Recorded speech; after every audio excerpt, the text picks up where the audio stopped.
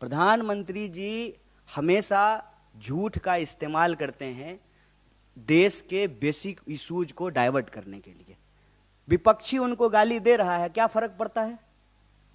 देश की जनता उनको वोट दे रही है ना, एक बार नहीं 2 बार वोट दी है ना। तो देश की जनता से जो उन्होंने वादा किया था, उस वादे का क्या हुआ, यह जवाब उनको देना चाहिए।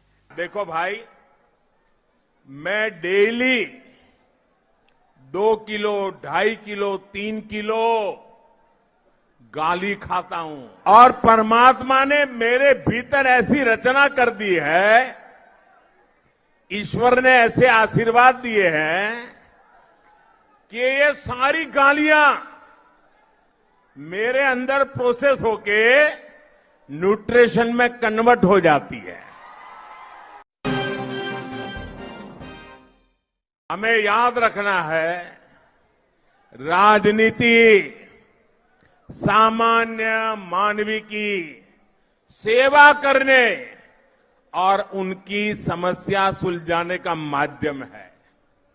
इसलिए राजनीति में हमारा एजेंडा, हमारा मकसद हमेशा सकारात्मक होना चाहिए, सेवा भाव से भरा होना चाहिए। लेकिन यहां तेलंगाना में जिन लोगों को सत्ता मिली, उनका सारा ध्यान मोदी को गाली देने और भाजपा को कोसने में लगा रहता है।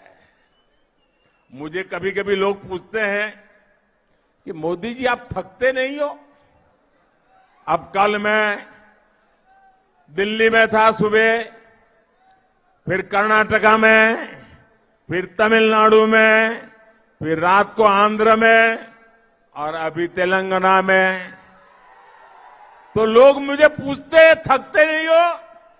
तो मैंने उनको समझाया, देखो भाई, मैं डेली 2 किलो, 2.5 किलो, 3 किलो गाली खाता हूं।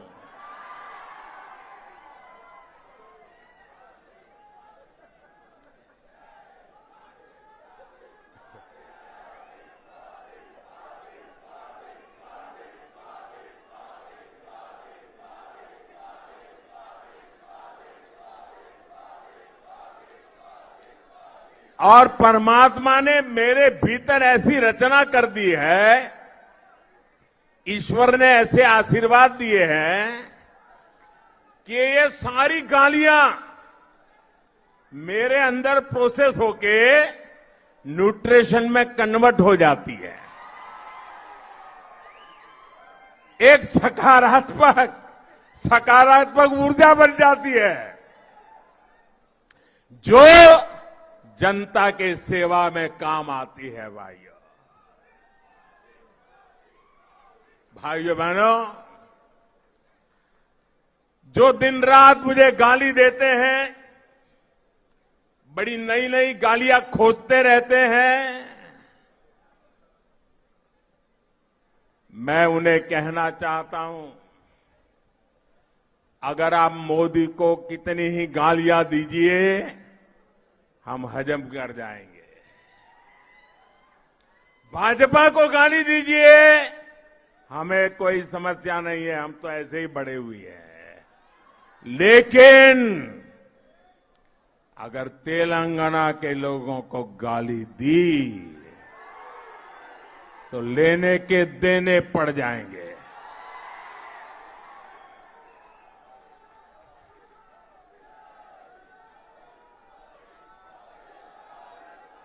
यहां के लोगों के सपनों से खिलवाड़ किया तो मुकाबला बहुत रंगीन हो जाएगा, समझ लीजिए। भाइयों बहनों, मोदी और भाजपा को गाली देने से अगर तेलंगाना का भला होता है तो देते रहिए, अगर यहां के लोगों की सुख सुविधा बढ़ती है देते रहिए, ईज ऑफ लिविंग होता है देते रहिए। मोदी और भाजपा को गाली देकर अगर तेलंगाना के किसान समृद्ध होते हैं तो जरूर दीजिए गाली, आज तेलंगाना के किसानों की स्थिति किसी से छिपी नहीं है। आप खुद इस बात के साक्षी है कि यहां के हल्दी किसानों को सरकार ने किस हाल छोड़ दिया है। आप इस बात के साक्षी है कि यहां विकास के रास्ते में किस तरह लगातार रोड़े अटकाए जा रहे हैं। मैं आज तेलंगाना के लोगों को भरोसा देना चाहता हूं, भाजपा तेलंगाना में पॉजिटिव एजेंडा के साथ आ रही है। हम मिलकर यहां विकास की नई गाथा लिखेंगे। प्रधानमंत्री जी हमेशा झूठ का इस्तेमाल करते हैं देश के बेसिक इश्यूज को डाइवर्ट करने के लिए। विपक्षी उनको गाली दे रहा है, क्या फर्क पड़ता है? देश की जनता उनको वोट दे रही है ना, एक बार नहीं 2 बार वोट दी है ना। तो देश की जनता से जो उन्होंने वादा किया था, उस वादे का क्या हुआ, यह जवाब उनको देना चाहिए। 2 किलो गाली मिल रहा है कि 50 किलो गाली मिल रहा है, यह इंपॉर्टेंट नहीं है। इस देश में गांधी को गोली मिली है, और उसी से मिली है जिसका तस्वीर आप अपने जो है दफ्तर में लगाते हैं, नफरत से। और जो है आप नफरत फैलाते हैं, नफरत फैलाने वालों को आप फॉलो करते हैं, नफरत फैलाने वालों को आप प्रमोट करते हैं, और फिर जो है विक्टिम कार्ड भी खेल रहे हैं। गोली मिली है इस देश में गांधी को, और जो गोली मारने की बात करने वाले लोग हैं, जिनके पिताजी नेता थे, उनको मंच पे बिठा करके बगल में परिवारवाद पे भाषण देते हैं। इसको कहते हैं कथनी और करनी में फर्क होना। ये सब बेकार की बातें हैं साहब। देश की जनता ने प्रधानमंत्री जी को मैंडेट दिया है, और प्रधानमंत्री जी ने देश की जनता से जो वादा किया था उसको पूरा नहीं किया है। ये देश का सवाल है, और हम जब देश घूम रहे हैं तो यही सवाल हमारे सामने आ रहा है कि देश महंगाई से परेशान है, देश बेरोजगारी से परेशान है, किसानों को उनके फसल का दाम नहीं मिल रहा है, महिलाएं असुरक्षित महसूस कर रही हैं, पहचान के आधार पर इंसान को लड़ाया जा रहा है, नफरत फैलाया जा रहा है।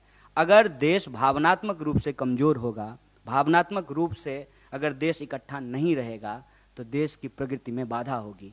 अगर हम चाहते हैं कि देश की प्रगति हो, तो हमको महंगाई, बेरोजगारी जैसे सवालों को हल करना पड़ेगा, और हम सब भारतीय हैं, इस भावना को मजबूत करके हम प्रगति की राह पे आगे बढ़ सकते हैं।